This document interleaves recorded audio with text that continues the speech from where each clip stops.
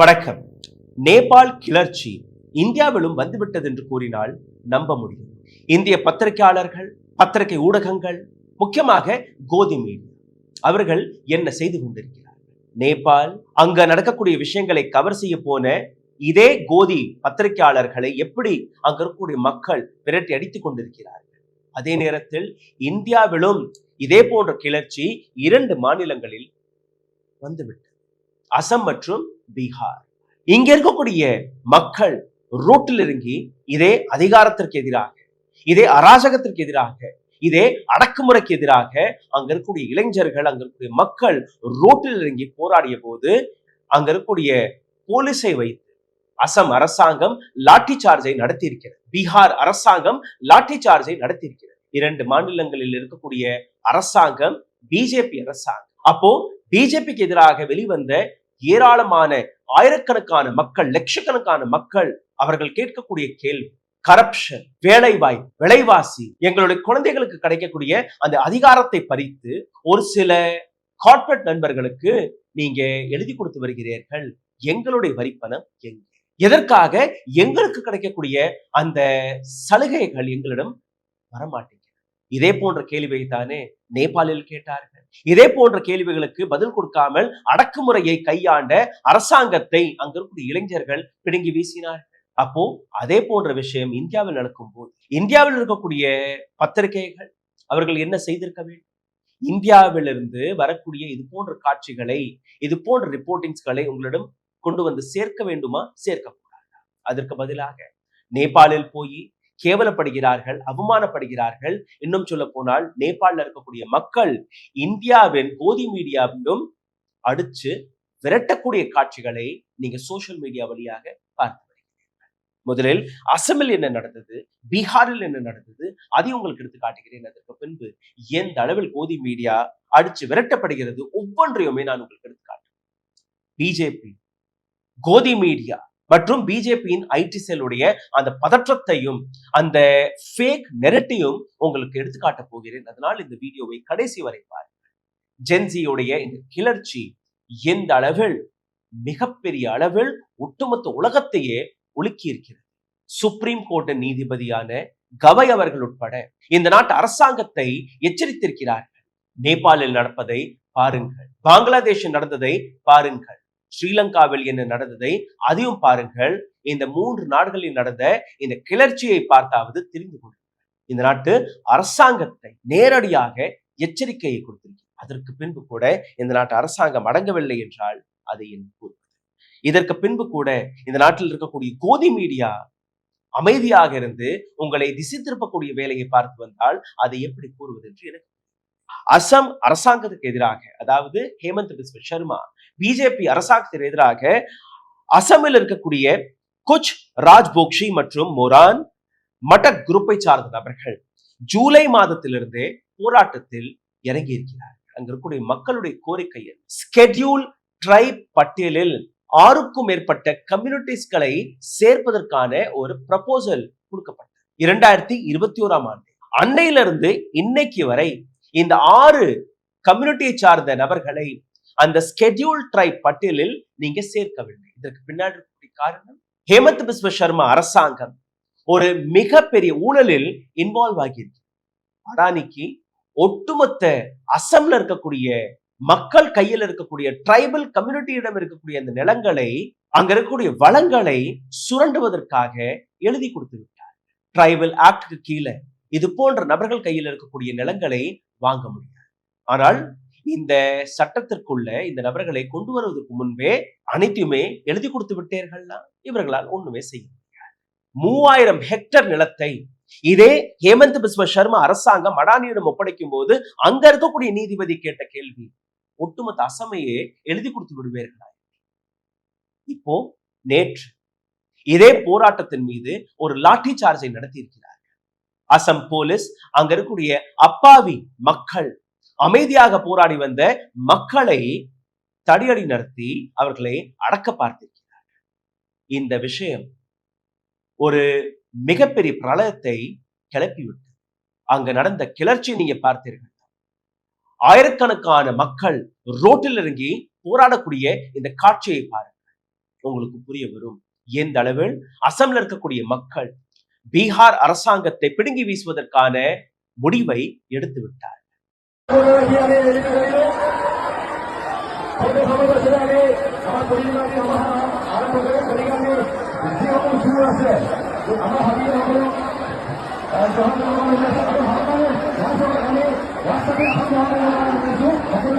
இதே போன்ற இன்னொரு கிளர்ச்சி பீகாரில் நடந்தது செப்டம்பர் 9ஆம் தேதி.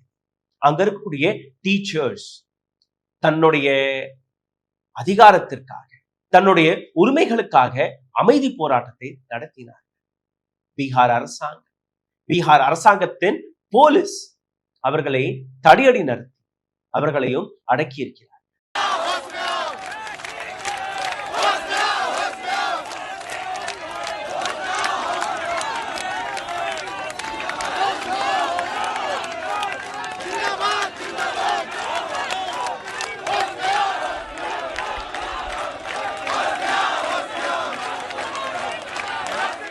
இதே செப்டம்பர் 10ஆம் தேதி பீகார்ல இருக்கக்கூடிய லேண்ட் சர்வே ஒர்க்கர்ஸ் பிஜேபி அலுவலகத்திற்கு போய் போராட்டத்தை நடத்தி இருக்கிறார்.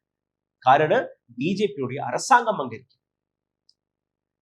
அந்த இடத்திலும் லாட்டி சார்ஜ் நடத்தி போராட வந்த நபர்களை அடக்கி இருக்கிறார். இந்த காட்சிகள், இந்த செய்திகள் உங்களிடம் வந்ததா? கோதி மீடியா இது போன்ற செய்திகளை உங்களிடம் எடுத்து வந்தார்களா? கிடையாது. அவர்கள் எங்க இருக்கிறார்கள்? நேபாள நடக்கக்கூடிய கிளர்ச்சியை எடுத்துக்காட்ட ரிப்போர்ட் செய்ய சென்றிருக்கிறார்கள். இதற்கு பின்னாடி இருக்கக்கூடிய காரணம், அவர்களுக்கு டிஆர்பி கிடைக்கும். ஆனால் இந்த டிஆர்பிக்கும் பின் ஒரு பதற்றம் இருக்கிறது, ஒரு பயம் இருக்கிறது.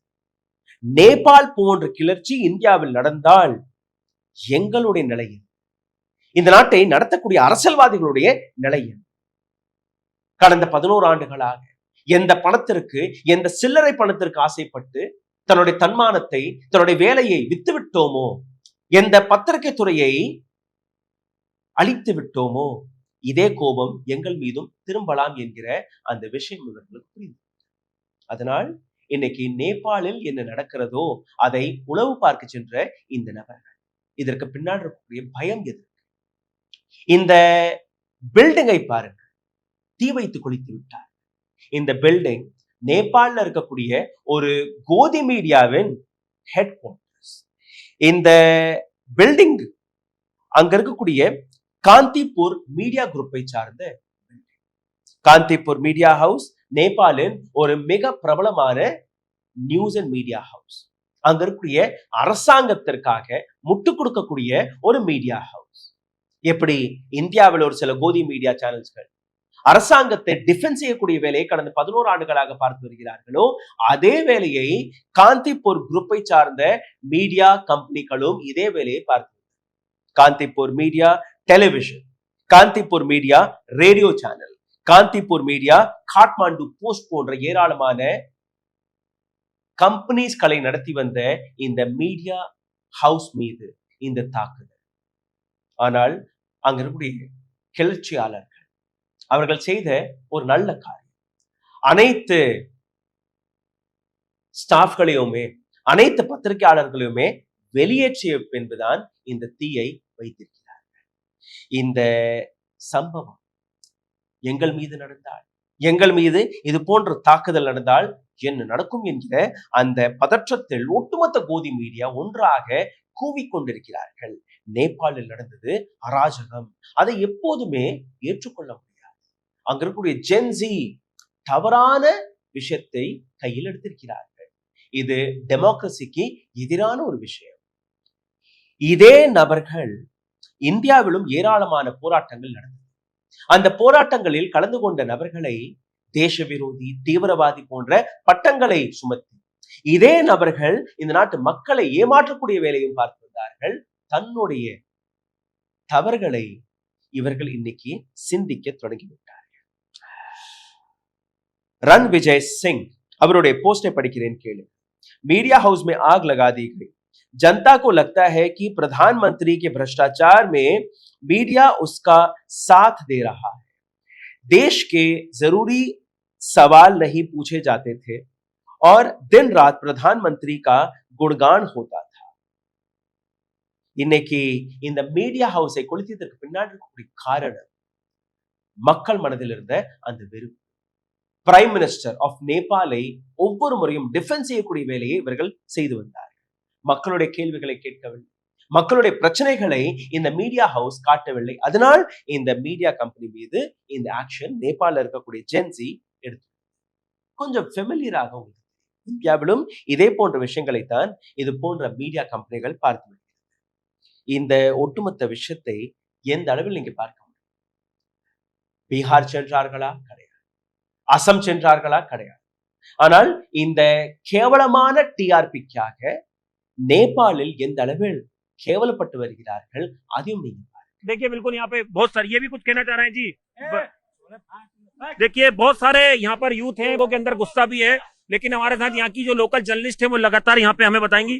நியூஸ் 18 சார்ந்த இந்த பத்திரிகையாளர் அங்க இருக்கக்கூடிய ஒரு சில இளைஞர்களை காட்டி பாருங்க, எங்களிடம் ஏராளமான விஷயங்களை பேச ஆசைப்படுகிறார்கள் இங்க இருக்கக்கூடிய இளைஞர்கள் என்று கூறும்போது, சாரி, அங்க இருக்கக்கூடிய இளைஞர்கள் உங்களை பார்த்து கூற விரும்பவில்லை, உங்களை கொச்சையாக கேவலமாக திட்டுவதற்கு தயாராக இருக்கிறார்.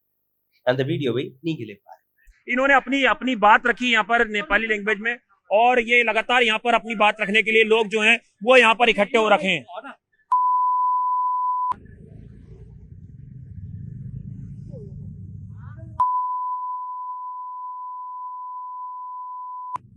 प्लीज यूर सपोर्ट में, हम आपके सपोर्ट में हैं। I don't want to support. Okay We don't want to support. Okay हामीलाई एमाले कांग्रेस साथीहरु नेपाली झण्डा चाहियो।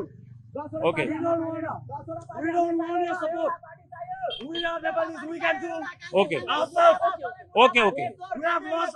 கோ பேக் கோதி மீடியாவென்று நேபாளில கூட இன்னைக்கு பேச தொடங்கி விட்டார்கள். இது மட்டுமல்ல, என்டிடிவி ஒரு காலகட்டத்தில் நானும் இந்த சேனலின் ஒரு அங்கமாக இருந்தேன். இன்னைக்கு அடானி மீடியாவாக இது மாறியது. நியூ டெல்லி டெலிவிஷன்ல இருந்து மாறி அடானி டெலிவிஷனாக மாறியதோ அன்னையிலிருந்தே என்டிடிவியுடைய இமேஜ் சரிந்து. என்டிடிவியும் அதை டிஆர்பி ரேஸில் நேபாளுக்கு சென்றிருக்கிறார்கள். அங்க இருக்கக்கூடிய மக்கள் இவர்களையும் விரட்டி அடித்து விட்டார்கள். ரிப்போர்ட்டிங் செய்ய சென்ற மீடியா ஹவுஸ், ரிப்போர்ட்டிங் செய்ய சென்ற பத்திரிகையாளர், கேமராமேன் அவர்கள் கையில் இருக்கக்கூடிய அந்த கேமராவை பறித்து விரட்டி இருக்கிறார்கள். ஆனால் இந்த நபர்கள் பீகாரில் நடக்கிறது அதை பற்றி ஒரு துளி கூட கவலைப்படவில்லை. பீகார் போராட்டம், அதற்கான காட்சிகளை உங்களுக்காக எடுத்து வைக்கிறேன் பாருங்கள்.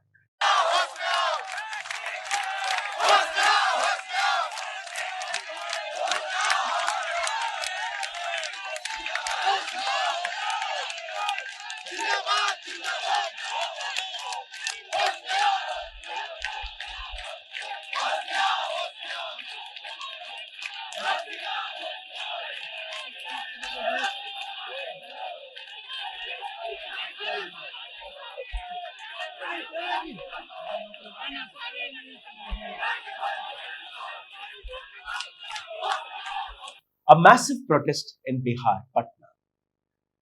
பீகாரின் தலைநகரமான பட்னாவில் நடக்கக்கூடிய ஒரு மிகப்பெரிய போராட்டத்தின் காட்சிகளை தான் நீங்க பார்க்கிறீங்க.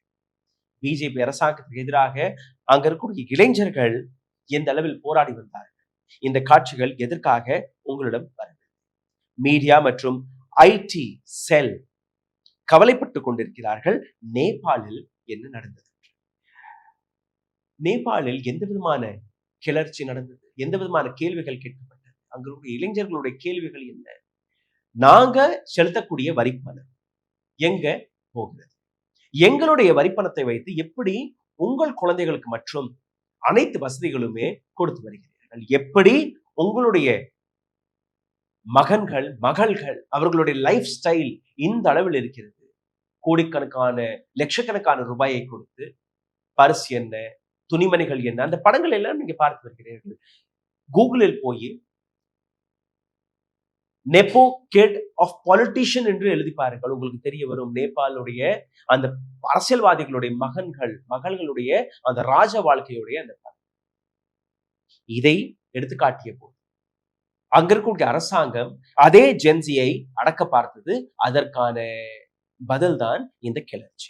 ஆனால் இந்தியாவில் இதே போன்ற போராட்டம் நடக்கும் போது, பீகார்ல இருக்கக்கூடிய மக்கள் கேள்வியை கேட்கும் போது அவர்கள் மீது லாठी சார்ஜ். பிரியங்கா காந்தி ஒரு வீடியோவை பகிர்ந்திருக்கிறார், பாருங்க.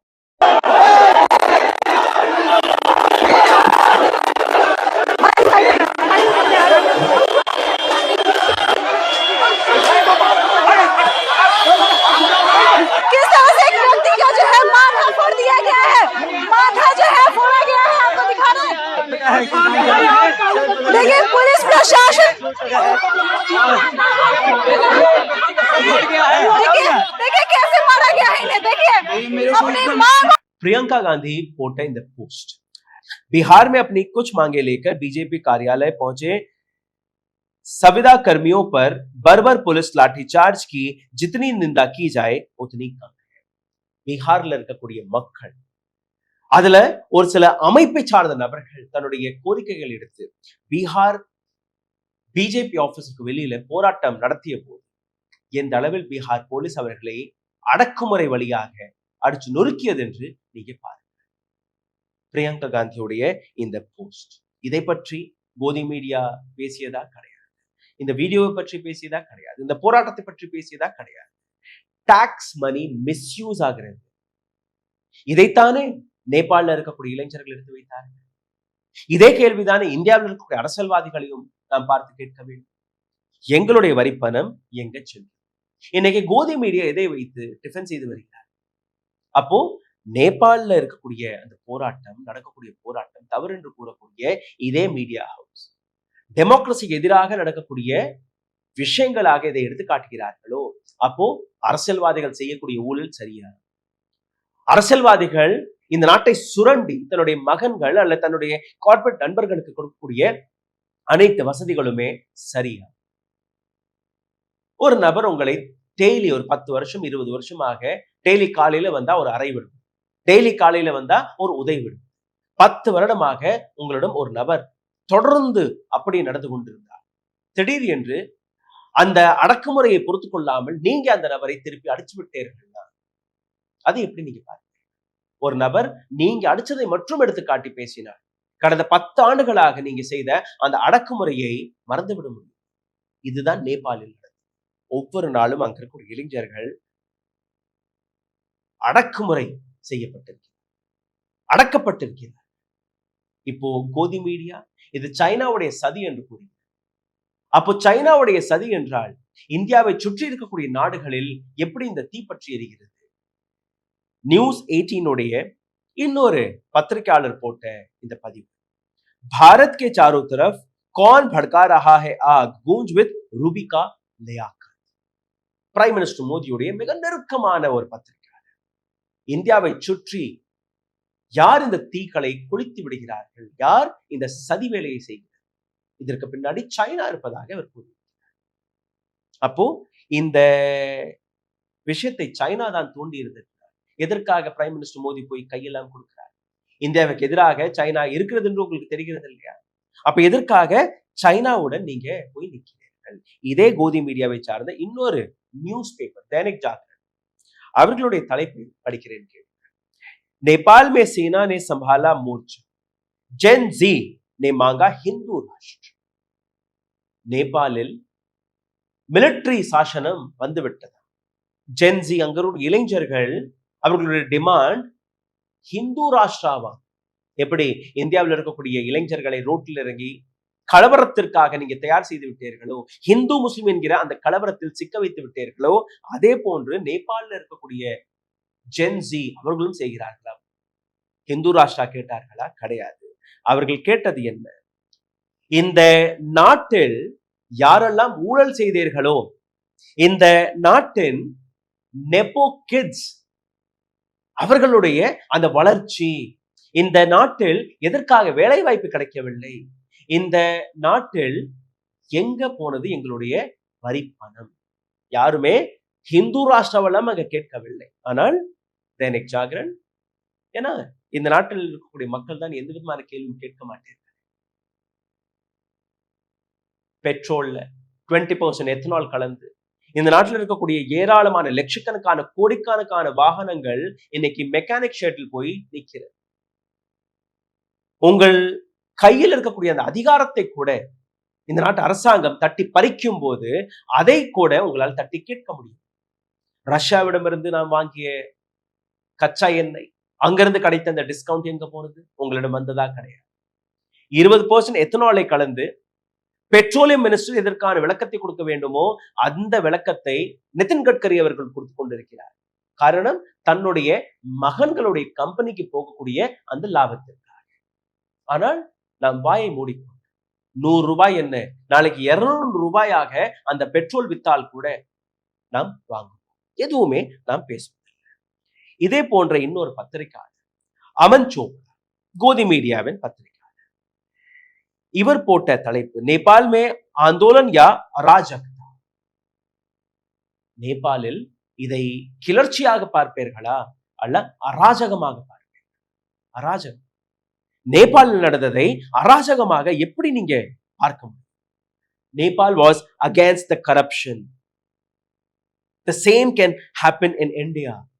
இதை சுப்ரீம் கோர்ட்டின் நீதிபதி கவை அவர்களே கூறியிருக்கிறார். எந்த அளவில் இந்த விஷயத்தை அராஜகமாக நீங்க எடுத்து காட்டுகிறீர்கள். இந்தியாவில் நீங்க ரோடுகளை போய் பாருங்க, பாட் ஹோல்ஸ், ரிப்பன் கட் செய்து 3 மணி நேரம் கூட ஒரு ரோடு நிற்கவில்லை. பீகாரில் நீங்க பாலங்களை கட்டி வருகிறீர்கள், 2 மாதத்தில் அது சரிந்து விடுகிறது. ஏர்போர்ட்களை கட்டி நீங்க கார்ப்பரேட் நண்பர்களுக்கு எழுதி கொடுத்து விடுகிறது. இந்திய டாக்ஸ் பேயர்களுடைய பணத்தை வைத்து இந்த நாட்டில் இருக்கக்கூடிய 1% பாப்புலேஷன் மட்டுமே அனைத்து லாபத்தை கொடுத்த இதை அரசாங்கம் செய்தது. அராஜகம் கிடையாது. அப்போ நேபாளில் நடந்த ஊழல், கரப்ஷன், அது அராஜகம் கிடையாது. இந்த இளைஞர்கள் ரோட்டில் இறங்கி போராடியதை நீங்க அராஜகமாக எடுத்து காட்டுகிறீர்கள். காரணம், அங்க இருக்கக்கூடிய ஒட்டுமொத்த அரசாங்கத்தையே, காட்ஃபாதரையே பிடுங்கி வீசிவிட்டார்கள் அங்க இருக்கக்கூடிய ஜென்சி இளைஞர். இதே போன்ற இன்னொரு பத்திரிகையாளர் அமீஷ், இன்னொரு கோதி மீடியாவின் சிறந்த பத்திரிகையாளர், அமீஷ் போட்ட இந்த வீடியோ, नेपाल जेंजी प्रोटेस्ट, सेना के आंदोलनकारियों से समय बरतने की अपील, नेपाल बवाल पर विपक्ष के बयान कैसे कैसे कैसे कैसे बॉस. நேபாள்ல நடக்கக்கூடிய இந்த கிளர்ச்சியை பற்றி இந்தியாவில் இருக்கக்கூடிய ஆப்போசிஷன் எதிர்கட்சிகள் அவர்களுடைய ஸ்டேட்மெண்ட் எப்படியெல்லாம் வருகிறது. அப்போ நேபாள் போன்ற கிளர்ச்சியை இந்தியாவிலும் தூண்ட பார்க்கிறார்களா? சாரி பாஸ், இந்தியாவில் யாருமே இது போன்ற கிளர்ச்சியை சப்போர்ட்டும் செய்யவில்லை. இது போன்ற கிளர்ச்சி இந்தியாவில் வரவும் வராது. காரணம், இந்தியாவில் இருக்கக்கூடிய ஒரு முன்னாள் பிரைம் மினிஸ்டர், இந்தியாவில் இருக்கக்கூடிய கோதி மீடியா அனைத்துமே பார்த்துக் கொள்வார்கள். நேபாளில் இன்னைக்கு நடக்கக்கூடிய கிளர்ச்சிக்கான காரணம் அவர்களிடம் நெஹ்ரு சார் கிடையாது, இந்தியாவின் முதல் பிரைம் மினிஸ்டர் நெஹ்ரு கிடையாது. காரணம், இங்க இருக்கக்கூடிய அரசியல்வாதிகள் அனைத்தையுமே நெஹ்ரு மீது போட்டு வருகிறார்கள். அதையும் நான் உங்களுக்கு காட்டுவேன். ஆனால் அமீஷ் தேவகனாக இருக்கட்டும், அல்ல ருபிகா லயாக்கத்தாக இருக்கட்டும், இல்ல அர்ணப் கோஸ்வாமி போன்ற நபர்களாக, இவர்கள் எந்த அளவில் முட்டு கொடுத்திருக்கிறார்கள் இது அவர்களுக்கே தெரியும். 2 நாட்கள் தான், 48 மணி நேரத்திற்குள் அங்க இருக்கக்கூடிய பிரைம் மினிஸ்டர் பொறுப்பை ஏற்றுக்கொண்டு, அக்கௌண்டபிலிட்டி எடுத்துக்கொண்டு ரெசிக்னேஷனை கொடுத்து, இங்க இருக்கக்கூடிய பத்திரிகையாளர்கள் என்ன சார் 2 நாட்கள்லயே நீங்க ரெசிக்னேஷனை கொடுத்து விட்டீர்கள், என்ன 19 பேரை தானே சுட்டுக் கொண்டீர்கள், இது என்ன ஒண்ணுமே கிடையாது. எங்க நாட்டுக்கு வந்து பாருங்க, 15 மாதங்கள் வரை விவசாயிகள் போராடினார்கள். 700க்கும் மேற்பட்ட விவசாயிகள் கொல்லப்பட்டார்கள்.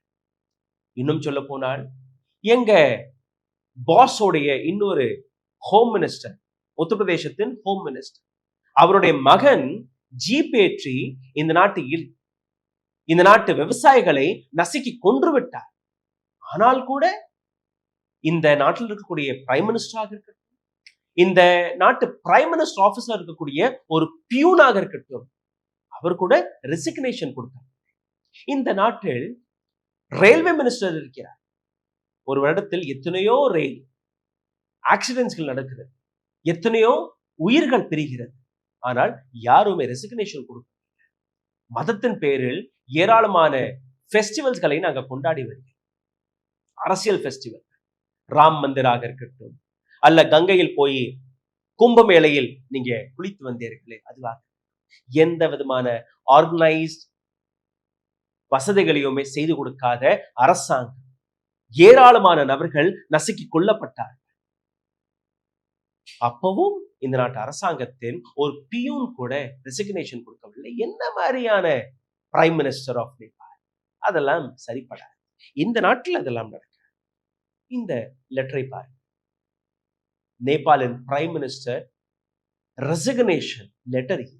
இந்தியாவில் இதை எதிர்பார்க்க முடியுமா? முடியாது. Because we have Nehru. நம்பவில்லை இல்ல?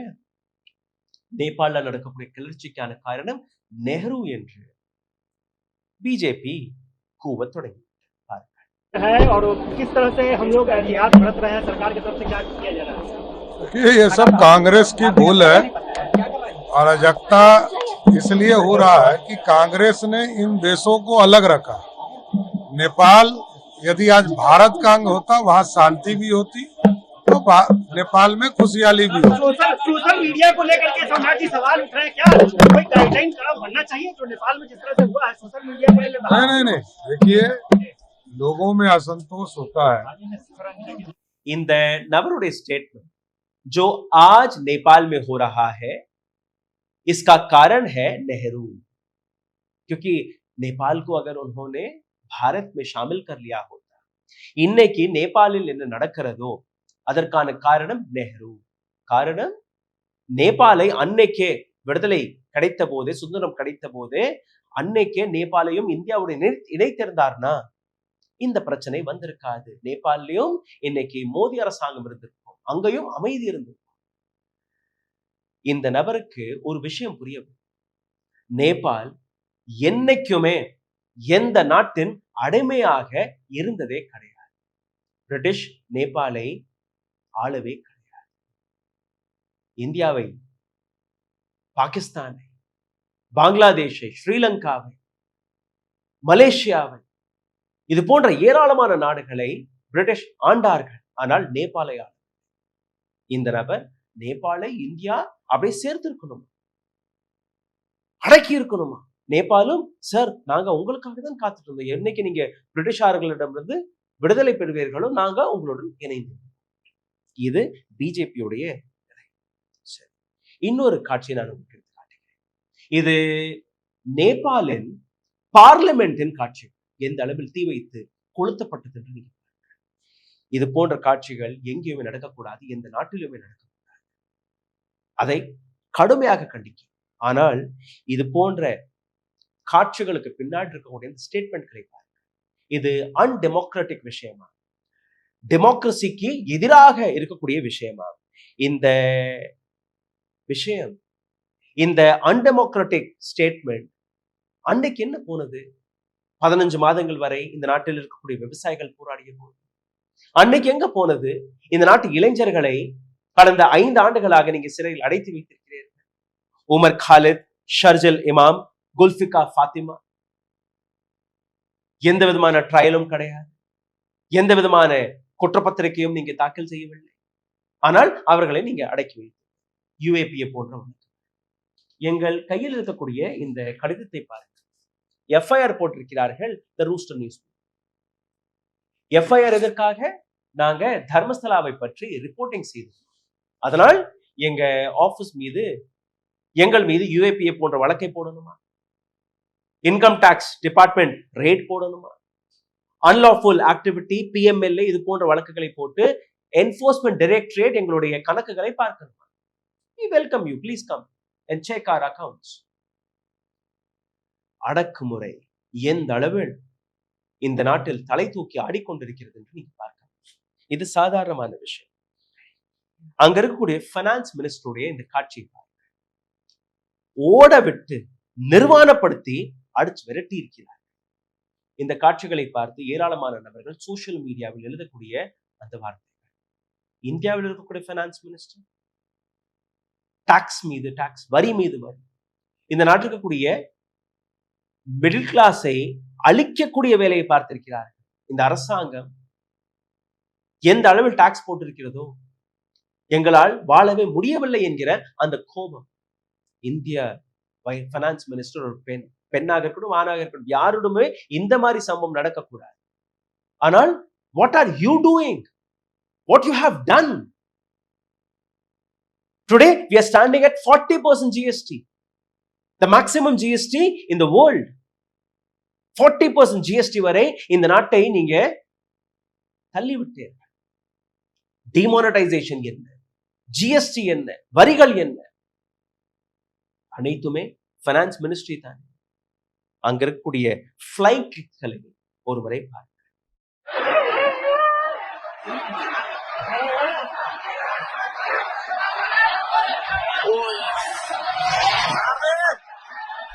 இன்னொரு காட்சியும் வெளிவந்தது. ஹெலிகாப்டர் வழியாக ஒரு சில நபர்கள் அந்த ஹெலிகாப்டரில் காப்பாற்றப்படுகிறார்களா? ஹெலிகாப்டர்ல எப்படி தொங்கிட்டு இருக்காங்கன்னு நீங்க பாருங்க.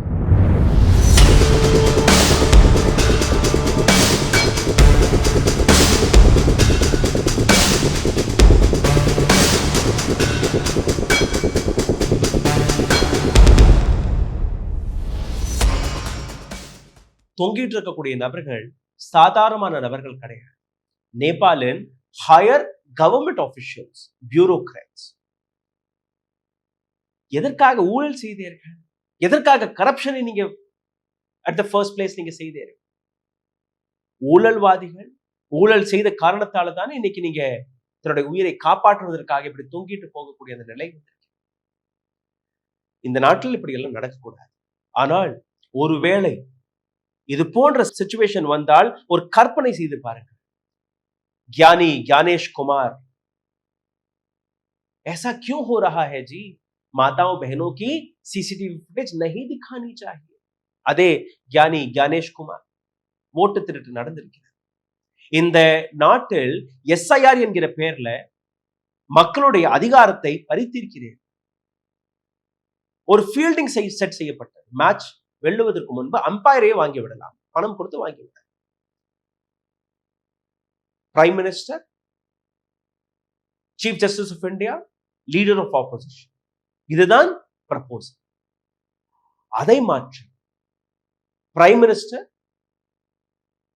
மினிஸ்டருடைய ஒரு minister and opposition chief justice of இந்தியாவை நீக்கி. அப்போ அந்த எம்பையரையே வாங்கிவிட்டால், ஒரு ஃபீல்டிங்கை செட் செய்து விட்டு அதற்கப்புறம் தான் இந்த ஒட்டுமொத்த ஓட்சோரிக்கான அந்த வேலையை இவர்கள் தொடங்கி இருக்கிறார்கள். எம்பையரையே நம்மளுடைய ஆள் தானே, so we can do anything. அப்போ இது போன்ற அதிகாரிகள் அவர்களும் இன்னைக்கு நடுநடுக்கி போயிருக்கிறார்கள். இந்த இடத்தில் இன்னொரு விஷயத்தை நான் உங்களுக்கு எடுத்து காட்டுகிறேன். பீகாரில், அசமில் நடக்கக்கூடிய விஷயத்தை இவர்கள் காட்ட மாட்டார்கள். சரி, குஜராத்தில் நடக்கக்கூடிய விஷயம் அதையாவது எடுத்து காட்டலாமா இல்லையா? பிரைம் மினிஸ்டர் மோடியுடைய சொந்த மாநிலம் தானே இது. Additional chief secretary of home, CMO Gujarat, இந்த இரண்டு நபர்களுக்குமே இந்த விஷயம் போய் சேர வேண்டும். ஒரு முஸ்லிம் இளைஞர் 17 வயது ஒரு திருட்டு பட்டத்தை கட்டி இந்த இளைஞரை எந்த விதமான FIR-ம் போடாமல் ஒரு இல்லீகல் அரெஸ்டாக இந்த இளைஞரை கைது செய்திருக்கிறது குஜராத் போலீஸ். குடும்பத்தினர்களுக்கு அந்த இன்ஃபர்மேஷனை கூட கொடுக்கவில்லை.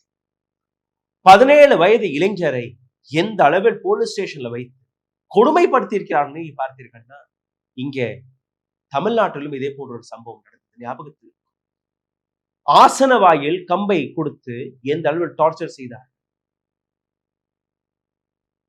அப்பா மகன் 2 பேருமே இன்னைக்கு உலகத்தில் கிடையாது.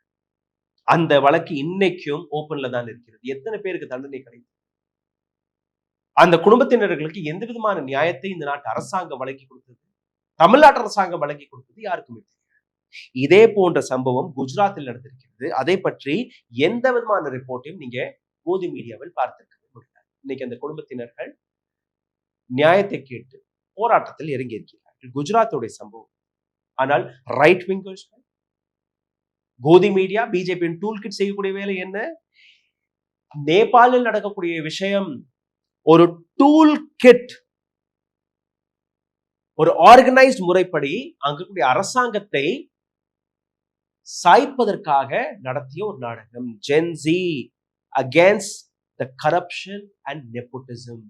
இதுதான் அவர்களுடைய கோரிக்கை. நாங்க கரப்ஷனுக்கு எதிராக, நெப்போகிட்ஸ்களுக்கு எதிராக இந்த போராட்டத்தை தொடங்கி இருக்கிறோம். There was no intention to topple the government without any reason.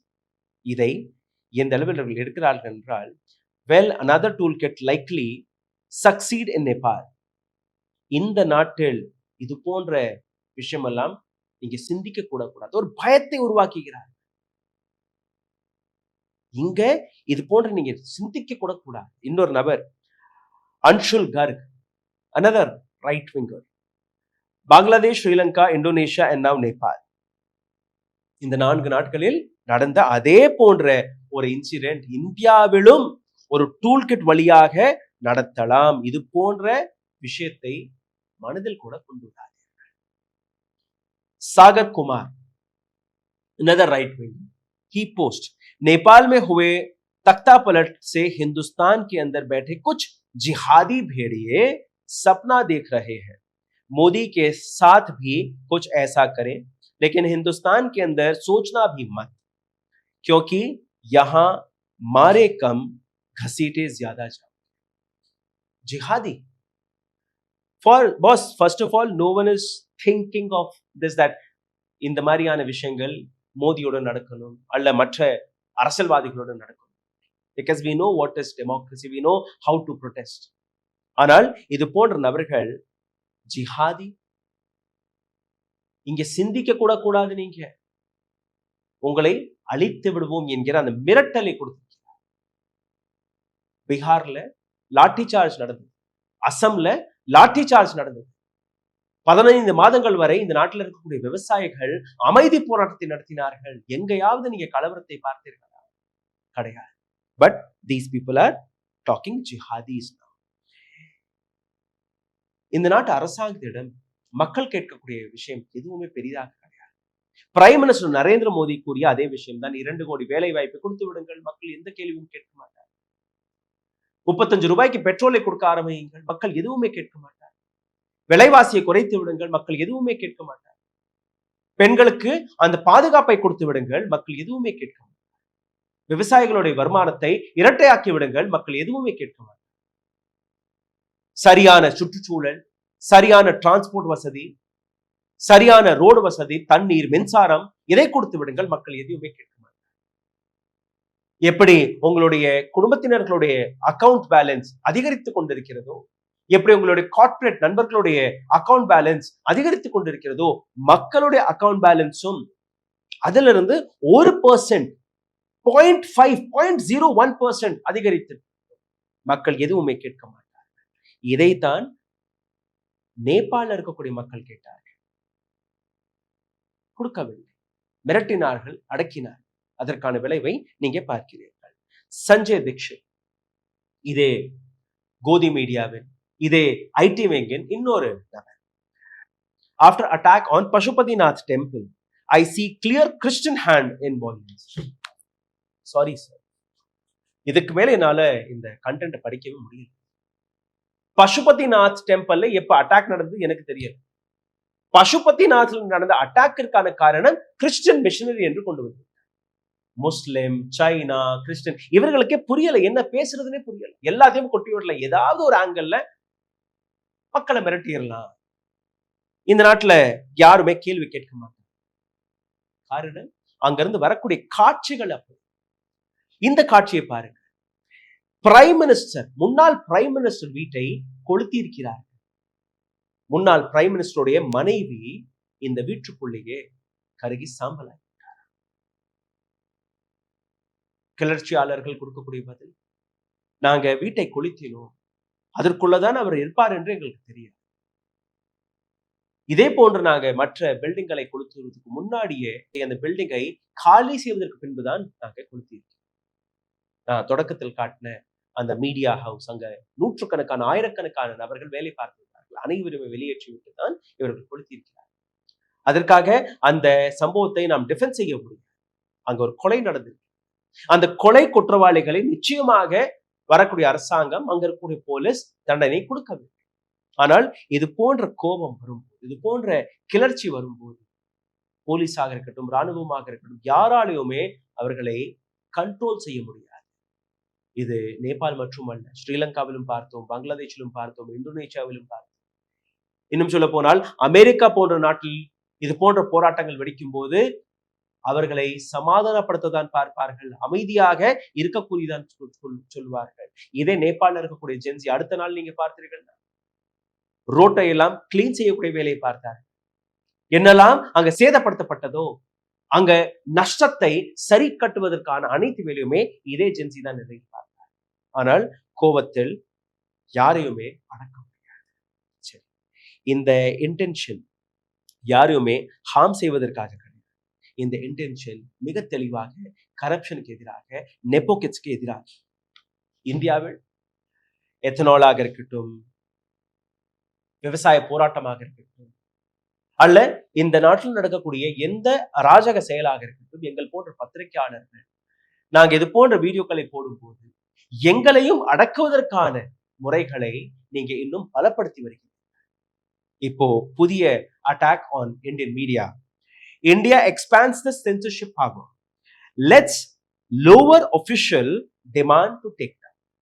ஒரு சீரியஸ் அதிகாரி கூட இந்த வீடியோ எங்களுக்கு பிடிக்கல, இந்த வீடியோல இவர் தவறாக பேசியிருக்கிறார், அரசாங்கத்தை கேள்வி கேட்டு விட்டார், பிரைம் மினிஸ்டர் மோடியை கேள்வி கேட்டு விட்டார், அதனால் இதை டவுன் செய்தார்.